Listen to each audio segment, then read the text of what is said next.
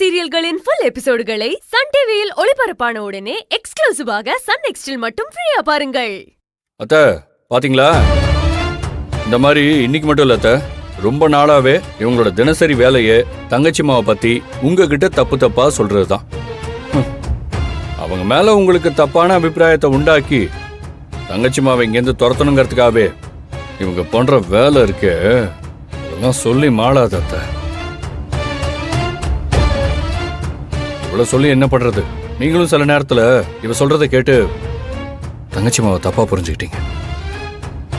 இப்ப புரிஞ்சதாத்த உங்களுக்கு? கொஞ்ச நேரம் தங்கச்சி மாவை நம்ம பார்க்கல, அதுக்குள்ள இவளால எவ்வளவு முடியுமோ அவ்வளோ கதையை கட்டி தங்கச்சி மா தான் தப்பு பண்ணாங்கிற அளவுக்கு உங்களே நம்ப வச்சுட்டா.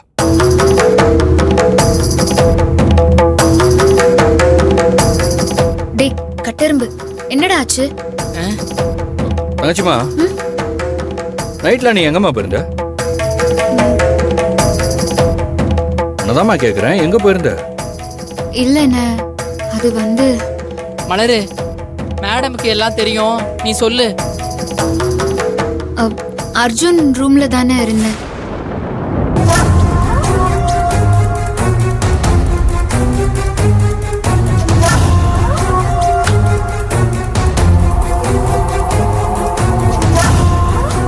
அவ்வளவுதான் அத்த. அண்ணா, என்னண்ணா ஆச்சு? ஏன் திடீர்னு நான் எங்க இருந்தேன்னு கேக்குறீங்க? அது ஒண்ணு இல்லம்மா, நீ வீட்டுல இல்ல, பார்வதியை பார்க்க போயிட்டேன்னு உளவாளி துர்கா ஒரு தகவல் கொடுத்தாங்க. அதைத்தான் நான் கன்ஃபார்ம் பண்ணிட்டு இருந்தேன். நான் என் அக்காவை பார்க்க போயிருந்தேனா?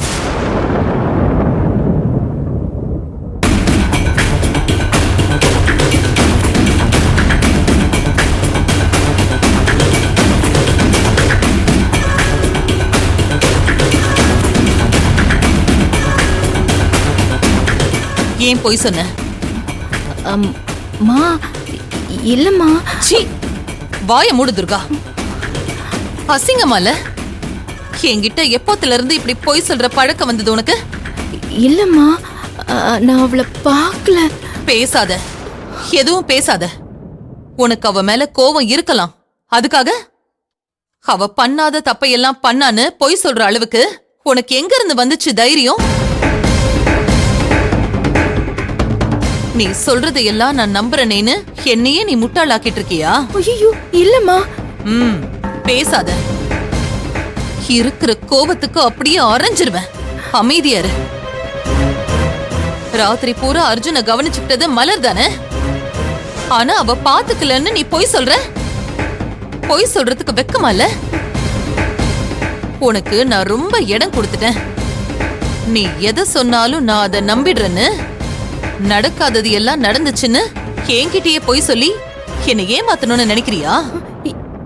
இல்லம்மா, நீங்க நினைக்கிற மாதிரி எல்லாம் இல்ல. ஆமா, நான் நினைக்கிற மாதிரி நீ இல்லதான். அது இப்பதான் எனக்கு புரியுது. ஓ, மலர்கிட்ட மன்னிப்பு கேளு.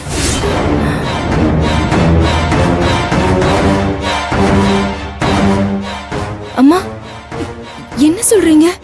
மலர்கிட்ட மன்னிப்பு கேளுன்னு சொன்ன.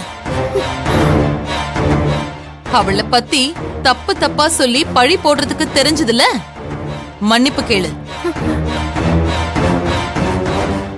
இன்னைக்கு மட்டும் இல்ல, இதுக்கு முன்னாடி எல்லாம் நீ இன்னும் என்னென்ன பண்ணியோ அதெல்லாம் எனக்கு தெரியாது. ஆனா அதுக்கெல்லாம் சேர்த்து இப்ப நீ மன்னிப்பு கேளு. அம்மா, அம்மா, நான் இப்படி அவகிட்ட வழி போட வாய் வருது இல்ல? ஏன் மன்னிப்பு கேட்க வாய் வராதா?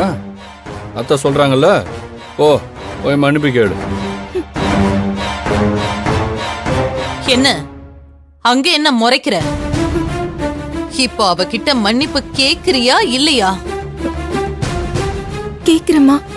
ஓ,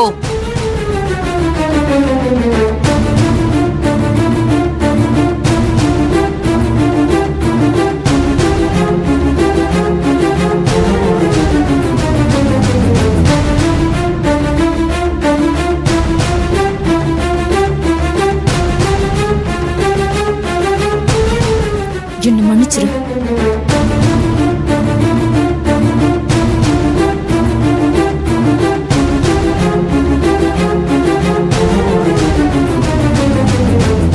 இதுவே உனக்கு கடைசி தடவையா இருக்கட்டும் துர்கா. திரும்பவும் இந்த மாதிரி ஏதாவது பொய் சொல்லி என்னை ஏமாத்தணும்னு நினைச்ச, அவ்வளவுதான் சொல்லிட்டேன்.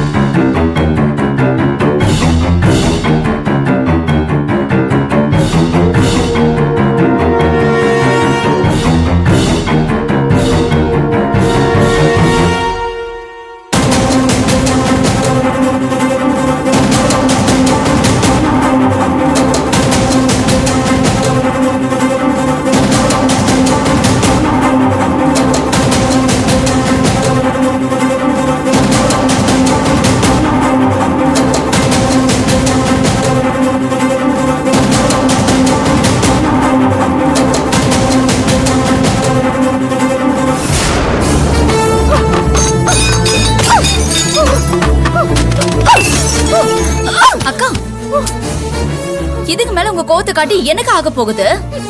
இதுக்கு காரணம் அந்த மலர் தான். உங்க மொத்த கோவத்தையும் நீங்க அவ மேலதான் காட்டணும்.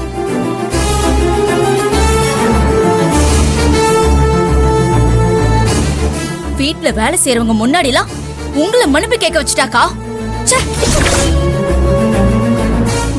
அவங்க முன்னாடி மன்னிப்பு கேட்க வச்சது கூட பரவாயில்லக்கா. ஆனா அந்த மலர் கெட்டியே உங்களை மன்னிப்பு கேட்க வச்சுட்டாங்க பாருங்க. அதை விட பெரிய அவமானம் நமக்கு எதுவுமே இல்லக்கா. செண்பகவல்லி ஆண்டியும் கொஞ்சம் கூட யோசிக்காம உங்களை போய் கேவலம் அவகிட்ட போய் மன்னிப்பு கேட்க சொல்ல எப்படிக்கா உங்களுக்கு மனசு வந்துச்சு?